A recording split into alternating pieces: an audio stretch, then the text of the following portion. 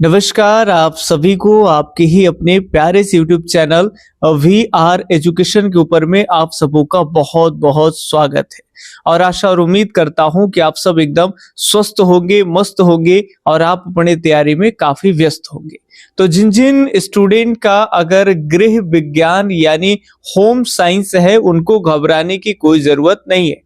ऐसा इसलिए कह रहे हैं क्योंकि आपको इस चैनल के ऊपर में काफी सारे होम साइंस के वीडियो दिए गए, जिसमें कई वीडियो में आपको चैप्टर वाइज वीडियो मिले, चैप्टर 1, चैप्टर 2, चैप्टर 3 ऐसे आपको कराए गए। ठीक है, इसके अलावे अगर बात कर ले तो टॉप 10 का वीडियो आपको दिए गए इसी चैनल पे, सबका प्लेलिस्ट भी बना है, आप उसको देख पाएंगे अभी भी। ठीक है, टॉप 10 वीडियो में क्या था ना कि प्रत्येक एक वीडियो में आपको 10 इंपॉर्टेंट क्वेश्चन मिलते थे, जो अलग अलग चैप्टर के वीवीआई जो टाइप के प्रश्न है वो कराए जाते हैं। तो आज भी आपको टॉप 10 वाले वीडियो में आज 10 नहीं बल्कि 12 ऐसे क्वेश्चन आपको 12 कराएंगे। ये 12 जो होगा वो अलग अलग चैप्टर से ना होके एक ही चैप्टर के सारे होंगे, जो चैप्टर बच्चों के देखरेख से संबंधित है। तो बच्चों के देखभाल से संबंधित एक चैप्टर है, उससे 12 प्रश्न जो है लगभग किसी भी आप एग्जाम में होम साइंस के बैठेंगे तो यहाँ से प्रश्न आएंगे।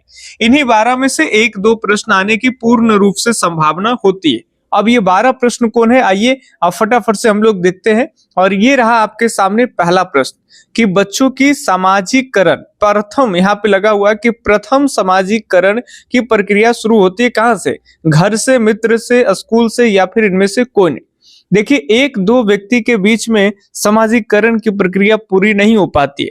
एक सामाजिकरण की जो प्रक्रिया है ना, उसको कंप्लीट करने के लिए 2-3 सदस्य तो चाहिए ही चाहिए। तो ये सबसे पहले बच्चों में स्टार्ट होता है कहां से भाई? तो घर से।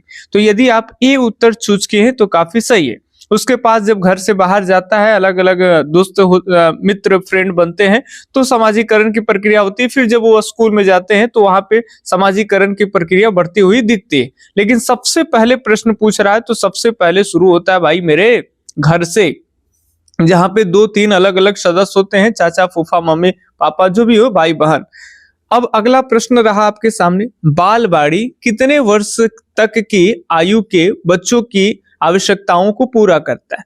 अगर बालवाड़ी नहीं समझ रहे हो तो आप आंगनवाड़ी समझते हो, जहां पे सामेकित बाल विकास की जो परियोजनाएं हैं, वो परियोजनाएं बालवाड़ी यानी आंगनवाड़ी के माध्यम से ही बच्चों और बच्चों के माताओं तक पहुंचाया जाता है। ठीक है, तो आप आंगनबाड़ी समझते हैं तो आंगनबाड़ी समझ लीजिए। तो ये आंगनबाड़ी जो है वो कितने वर्ष तक की आयु के बच्चों की आवश्यकताओं को पूरा करता है? 3 वर्ष, 5 वर्ष, 6 वर्ष या 9 वर्ष? फटाफट से चुनिए। सबसे पहले तो बाड़ी की अगर बात करते हैं तो ये ध्यान रखेंगे कि बालवाड़ी में जो योजना गवर्नमेंट की आती है, सरकार की, तो उसमें केवल बच्चों की देखरेख नहीं होती है, इसमें बच्चों के साथ साथ जो है वो उनके माता यानी महिलाओं की भी देखरेख होती है। आप देखेंगे कि आंगनबाड़ी में कई इंजेक्शंस मिलते हैं, महिलाओं को दिए जाते हैं। कई अलग अलग, जैसे वो पति पत्नी जब संबंध बनाते हैं जो भी हुए, तो उसमें उनको प्रोटेक्शन वगैरह जो भी है, गर्भ धारण न कर ले, तो वो सारी सामग्रियां देखेंगे कि आंगनबाड़ी के माध्यम से मिलती है। और बहुत सारे जो है माता के हेल्थ से संबंधित अलग अलग चीजें, माता स्वस्थ रहे तब उसके बच्चे भी स्वस्थ रहेंगे। और बच्चे को खान पान भी मिलता है, यहाँ पे आंगनबाड़ी में भोजन भी मिलता है, और पौष्टिक चीजें भी उनके माता को दिए जाते हैं, टाइम टाइम पे कपड़े भी दिए जाते हैं। तो माँ और बच्चे दोनों के लिए है ये बालवाड़ी। और बच्चों के लिए कितने वर्ष तक की है भाई? तो ये रहा आपके सामने 6 वर्ष अगर आप चूज किए तो काफी सही है। और 6 वर्ष के बाद आप जानते हैं कि पहले क्लास में आपका नाम लिखा जाता है प्राथमिक विद्यालय में। ठीक है, चलिए, तो ये रहा आपके सामने भाई सेकंड का सी उत्तर सही है। क्लियर? चलिए अगले सवाल देखिए। अगले बहुत ही प्यारा, सारे प्यारे प्यारे प्रश्न लेकर के आए आपके लिए, तो गौर से देखते रहेंगे। नेत्रहीन बच्चों के विशेष आवश्यकताएं कौन नहीं है? देखिए कौन सी नहीं पूछ रहा है आपसे, गौर करिएगा। नेत्रहीन का मतलब समझ रहे हो, अंधा बच्चा है, और एक अंधे बच्चों के लिए विशेष आवश्यकताएं कौन सी नहीं हो सकती है? ऑप्शन 1 शारीरिक आवश्यकताएं, दूसरा शैक्षणिक आवश्यकताएं, तीसरा होठ स्फुरन, और चौथे प्रेम पाने और करने की आवश्यकता। इसमें से कौन सही होगा? आप फटाफट से सोचेंगे। तब तक के लिए हम एक इंपॉर्टेंट बातें बता दें। जिन जिन का होम साइंस है, सबसे पहले तो आप चैनल को सब्सक्राइब कर लीजिए जब तक एग्जाम आपका नहीं हो जाता है। एग्जाम हो जाने के बाद चैनल को आप अनसब्सक्राइब कर लीजिए, कोई दिक्कत नहीं। आपके सब्सक्राइब करने के बाद हमें कोई पैसे वैसे नहीं मिलता, ये भ्रम पहले निकाल दीजिए। वो आपकी सुविधा के लिए है कि जब आप सब्सक्राइब करेंगे तो हम जब होम साइंस या आपके सब्जेक्ट का वीडियो डालेंगे, आपके मोबाइल पे जाएगा, आप उसको देखेंगे कि मेरा सब्जेक्ट है तो आप उसको देख सकते हैं। अगर आपका सब्जेक्ट नहीं तो उसको हटा सकते हैं, माने सबसे पहले आपको सूचना मिल जाएगी। ठीक है।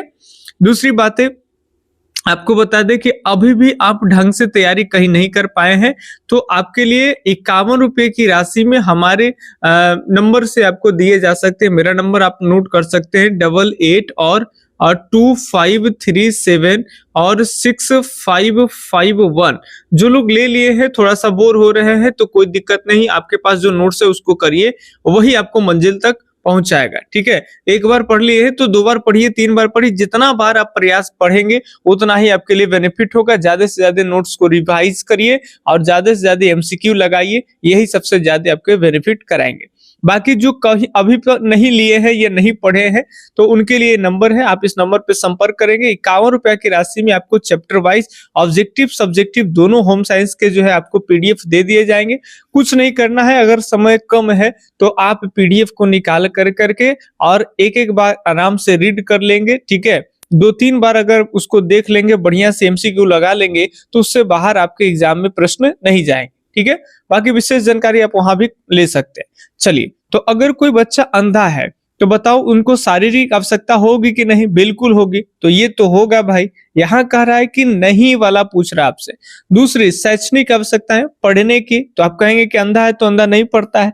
भाई अंधा पढ़ता है। अंधा के लिए आपको किसी वीडियो में बताए होंगे, आपको ब्रेल विधि के बारे में आपको किसी वीडियो में जानकारी दे दिए हैं, जिसमें अंधों के लिए ही ब्रेल विधि होता है। उसमें कैसे कैसे पढ़ा जाता है, उसमें अलग अलग ऊंचा नीचा बने होते हैं ब्लॉक्स, उस तरह से पढ़ाया जाता है। तो ये है, और ये अंधे को भी पढ़ाया जाता है, ये भी उनकी आवश्यकता है। प्रेम पाने और करने की भी आवश्यकता, मतलब प्रेम मतलब वो नहीं समझिए अलग स्टोरी। प्रेम का मतलब जब वो नेत्रहीन है तो कोई उसको अभद्र शब्दों से उसको ना बुलाए, कोई ना चिढ़ाए, उसको कोई भी प्रेम से बोले तो उसे अच्छा लगता है। ठीक है। वो उनकी जरूरत है, वो करे तो ठीक है।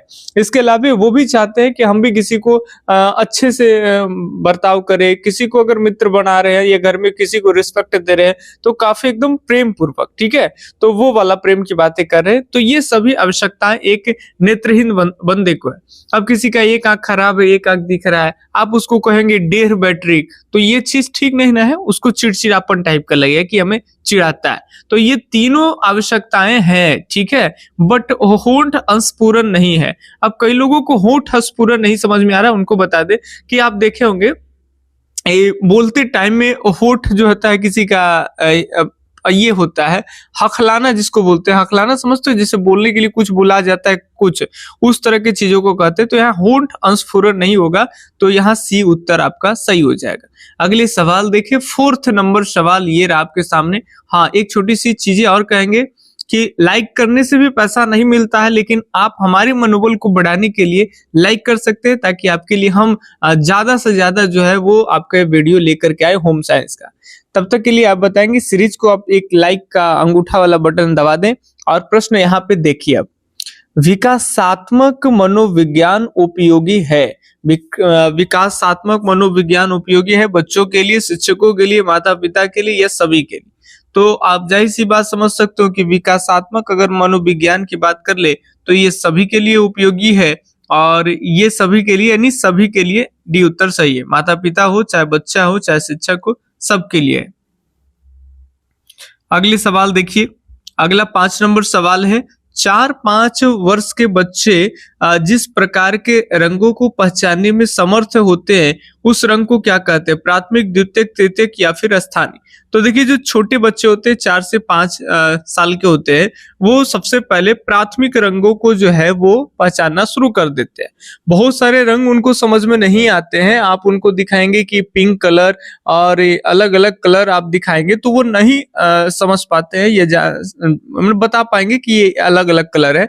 लेकिन 4-5 साल के जो बच्चे हैं उसमें जो प्राइमरी कलर है, अब वो प्राइमरी कलर कौन कौन से होते हैं ये कमेंट में करके बताने हैं, चूंकि किसी न किसी वीडियो में आपको प्राथमिक रंग की जानकारी दी है कि कैसे प्राथमिक रंग दो प्राथमिक रंगों की समान मात्रा को मिला के द्वितीयक रंग भी बनते हैं। द्वितीयक रंग कौन कौन से होते हैं और कैसे द्वितीयक रंग और प्राथमिक रंगों के मिलाने से बाद तृतीयक रंग बनते हैं। तो रंगी के बारे में कहीं ना कहीं जानकारी आपको दे चुके हैं और आपको कमेंट में करके बताना है कि प्राथमिक रंग कौन कौन से होते हैं। एक बता दी, चलिए लाल तो होगा ही होगा, ठीक है, बाकी और कम से कम 2 बता दीजिए आप, ठीक है। चलिए, तो ये 5 नंबर सवाल का हो गया प्राथमिक, और ये 6ठे नंबर सवाल रहा ये आपके सामने। बच्चों की वैकल्पिक देखरेख की आवश्यकता होती है। बताइए, बच्चों की वैकल्पिक देखरेख की आवश्यकता होती है माता पिता के बीमार पड़ने पर, पिता के नौकरी जाने पर, माता पिता की स्थिति अनुपस्थिति में, इनमें से सभी। आप प्रश्न पहले निचोड़ करके पढ़िए। वैकल्पिक का मतलब होता है ऑप्शनल। जैसे आपको इस तरह के क्वेश्चन कराते हैं ना, एक क्वेश्चन पूछते हैं और 4 उत्तर, तो ये वैकल्पिक प्रश्न उत्तर इसको कहते हैं, ठीक है। तो इसको पहले समझिए। तो बच्चों को वैकल्पिक देखरेख आवश्यकता मतलब माता पिता के छोड़ कर करके, माता पिता तो देखते ही देखते हैं, उनको छोड़ करके और भाई देख रेख की आवश्यकता कब पड़ती है? जब उनके पेरेंट्स बीमार पड़ जाते हैं, माता पिता बीमार होते हैं तब, या पिता के नौकरी पर जाने पर, या फिर माता पिता की अनुपस्थिति यानी घर पे नहीं तब। तो आप जान रहे हो कि सब हो सकते हैं। अगर गार्जियन पेरेंट जो है वो जॉब करते हैं तब भी गैर हाजिरी में बच्चों को देखना है, बीमार है तब भी, और माता पिता की अनुपस्थिति, यानी डी उत्तर सही है, ठीक है। चलिए अगले सवाल देखिए, 7 नंबर का सवाल ये रहा आपके सामने। इनमें से कौन शुरू के कुछ दिनों में बच्चों की देखभाल के अंतर्गत आता है? सबसे पहले शुरुआती के दिनों में बच्चों के देखभाल के लिए आता है। बच्चों को गर्म रखना, गर्भनाल की देख रेख, सिर्फ माँ का दूध देना, उपयुक्त में से सभी। तो आप जाहिर सी बात है कि सभी सही हो जाएंगे। शुरू जब बच्चे को जन्म देती है कोई माता, तो बच्चे को हमेशा गर्म करके रखना है, और गर्भ जो नाल होते हैं उसका देखभाल आपको अच्छे तरीके से करना है। जो भी आपको डॉक्टर बताए हैं उसके हिसाब से आपको करने हैं। और जो बच्चे होते हैं उसको सिर्फ और सिर्फ माँ का दूध दे। आप देखेंगे किसी भी बाहर के पाउडर बच्चों को देने के लिए लीजिएगा दूध का डब्बा, तो उन दूध के डब्बों पर भी एक क्लियर कट लिखा होता है कि माँ का दूध ही सबसे उत्तम दूध आहार है। तो सर्वोत्तम अगर आहार बच्चों के लिए है तो वो माँ है। अगर माँ का दूध किसी कारणवश नहीं पी पा रहा है, कई बार सोते हैं कि माँ के जो स्तन होते हैं उनकी बनावट इस तरह से होते हैं कि बच्चे दूध ना पी पाते हैं, या फिर और बहुत सारे रीजन होते हैं, ठीक है। या फिर माँ बहुत ज्यादा बीमार है, बच्चे को जन्म तो दे दी है लेकिन माँ खुद ही माने खराब हालत में है, तो उस समय बच्चे को माँ से अलग रखना है, तो बच्चे तो भूखे नहीं रखने हैं उनको, तो उस केस में तो दूध देने हैं। तो उस केस में ही आप कुछ दूसरा डॉक्टर के आदेश के अनुसार दूध दे सकते हैं। लेकिन अगर माँ स्वस्थ है, हेल्दी है, बच्चे दूध पीते हैं, सबसे उत्तम आहार माँ का आहार होता है, ठीक है। चलिए, तो ये डी उत्तर सही होंगे, यहाँ पे सभी के सभी उत्तर सही हो जाएंगे, डी, ठीक है। चलिए अगला बताएं हमें रोग निरोधी क्षमता कितने प्रकार की होती है? रोग निरोधी क्षमता 3, 2, 4, 6 सब जानते हो। 2 प्रकार की होती है, कृत्रिम और प्राकृतिक। इसके बारे में बता दिए होंगे आपको किसी न किसी टॉप 10 वाले वीडियो में, ठीक है। रोग निरोधी कैसे कैसे हमारे बॉडी में भी बहुत सारी चीजें हैं जो रोग को रोकते हैं, त्वचा वगैरह है, नाक के बाल है, ये सारा कुछ। चलिए, निम्न में से कौन बच्चे का पारिवारिक समाजीकरण का साधन नहीं है? बच्चे के पारिवारिक समाजीकरण का साधन जो है वो कौन नहीं है? बच्चों का जन्म कर्म, माँ पिता से संबंध, दोस्तों से संबंध, या फिर भाई बहनों से। समाजीकरण की बात कर रहा है, भाई बहनों से दो समाजीकरण में हो जाएगा, दोस्त समाजीकरण, माता पिता से भी संबंध, ये भी आपका समाजीकरण आएगा। लेकिन बच्चों का केवल जन्म कर्म ये नहीं आएगा। तो यहाँ पे ए उत्तर सही है। बस 3 प्रश्न और है, कहीं नहीं जाना है आपको, 3 खत्म कर लीजिए।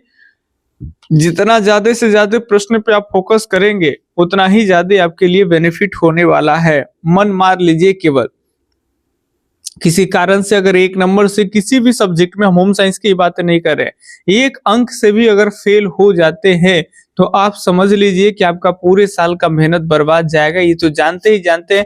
आप ये कल्पना कर लीजिए कि एक साल जितना भी दिन जगे होंगे, जितना भी ऑब्जेक्टिव सब्जेक्टिव बनाए होंगे, कोचिंग क्लास गए होंगे, वो सारा व्यर्थ है। लोग आपको फेल ही समझेगा, ये नहीं समझेगा कि आप कितने घंटे उठ के पढ़े थे, कितने क्या करे थे, किसका वीडियो देखना, क्या नहीं करना, नोट्स लेना, नोट्स को निकलवाना फोटोकॉपी की दुकान पे जाके उसको रटना, ये करना, वो गाइड पढ़ना, वो किताबें।